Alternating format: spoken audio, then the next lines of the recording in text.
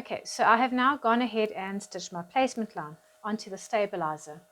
You will notice there are notches as well, but we'll be using these just now.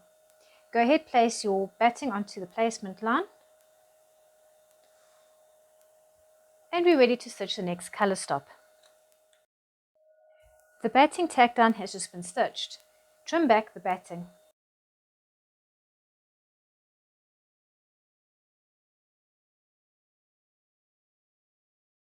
Give a light spray of temporary adhesive. Having a look at your notches on the placement line, you can see where to place your fabric. For this design, you're going to use a half square triangle. Place your fabric over the placement line, matching up these notches with your seams. I'm putting the darker fabric to the top left corner.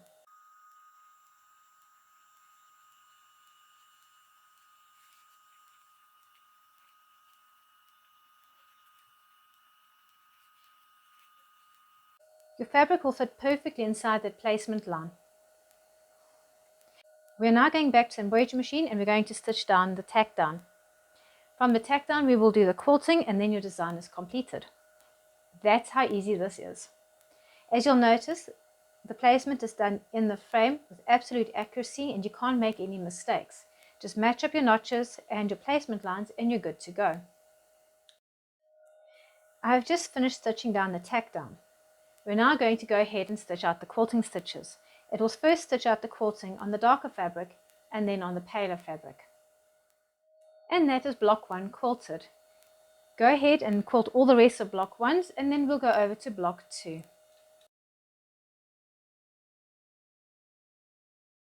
Stitch the placement line onto the stabilizer. You will notice that there are notches on the sides. We are going to use those just now for when we place our fabric. Give the stabilizer a light spray of temporary adhesive spray and place your batting.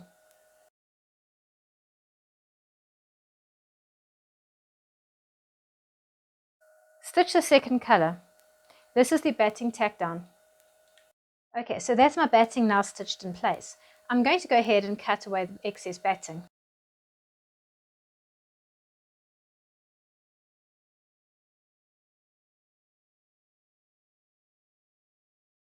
Give the batting a quick spray of temporary adhesive spray.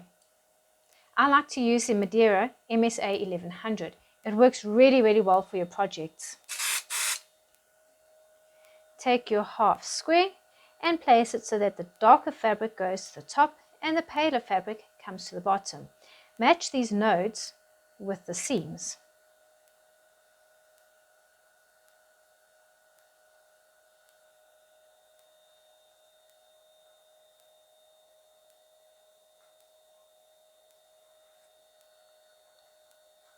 Your fabric will fit perfectly inside that placement line.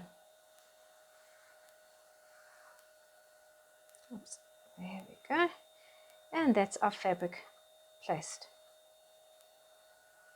A quick check on those nodes.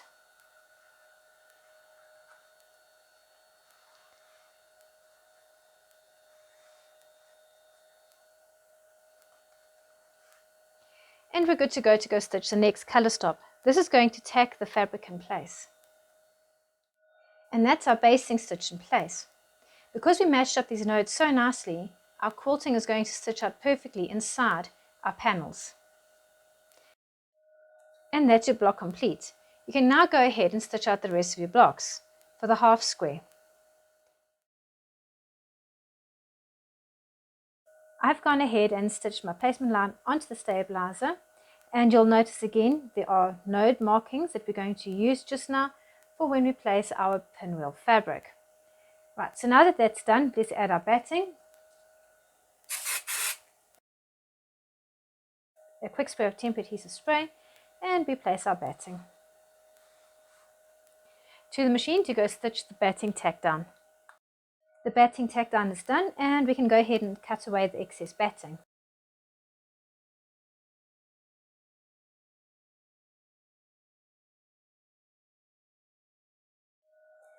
Now to add our fabric. We've trimmed back the batting and we're now good to go to place our fabric. Match up the seams with each of these nodes.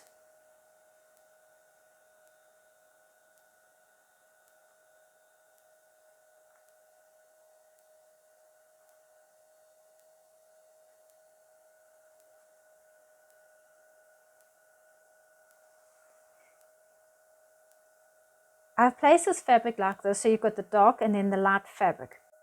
Now to go put the basting stitch in place and then the quilting stitches. So as you can see, I have just put in my basting stitch. I'm going to double check my stitch chart to check the colors first before I go and stitch the quilting. I'm going to use a dark thread for this section and a paler thread for this section.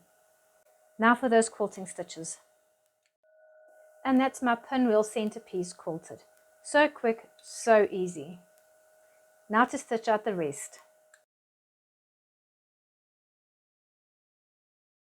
Right, so this is block 4 and we are doing the 3 flying geese panel. I've gone ahead and stitched the placement line onto the batting. Again, notice the nodes. We are going to use these just now to place the fabric panel. I'm now going to add my batting and then go back to the machine to stitch the batting tack down.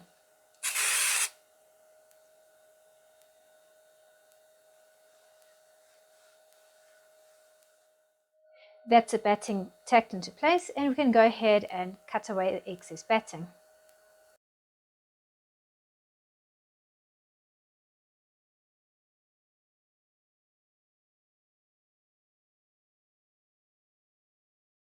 Now that your batting is cut away, you're ready to place your 3 flying geese panel.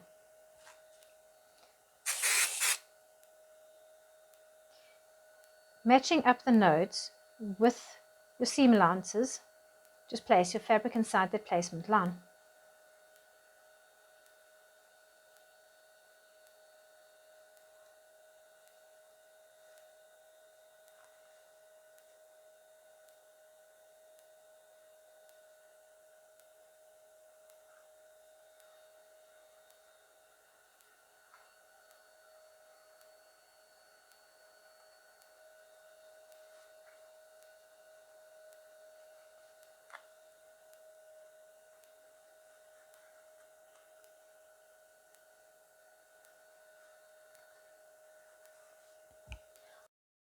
The fabric is now nicely placed, matching up each of the nodes with the seams. We can go ahead and stitch out the tack down. So that's now the tack down done, and now we're going to go ahead and do the quilting stitches. It's going to quilt on all the white pieces of fabric. So quick, so easy. And there you go, the quilting is all done.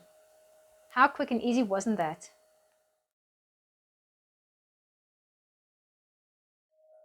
Right, so now we're going to do block 5, and this is for the 4 panel flying geese design. I've gone ahead and stitched the placement line onto the stabilizer, and again you can see the nodes on the placement line, which we're going to use for the placement of the fabric.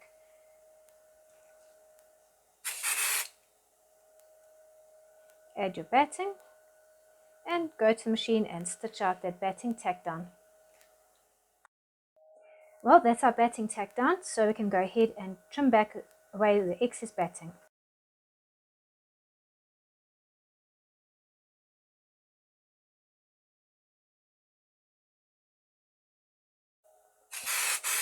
A quick spray of temper adhesive spray and we're ready to place our fabric. There's a node over here, and yet there's not one at the bottom. This is where the top center point of your flying geese is going to go, and your side seams and the bottom corner pieces of your flying geese are going to go.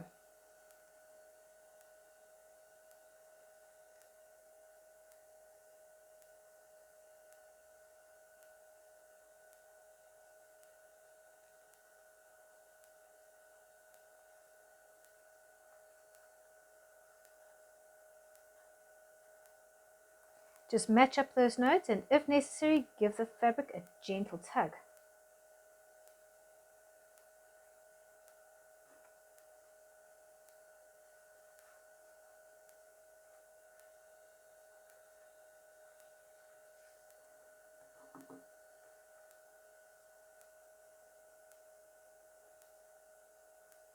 Right, so our fabric is now nicely placed, and we can go do the basting stitch.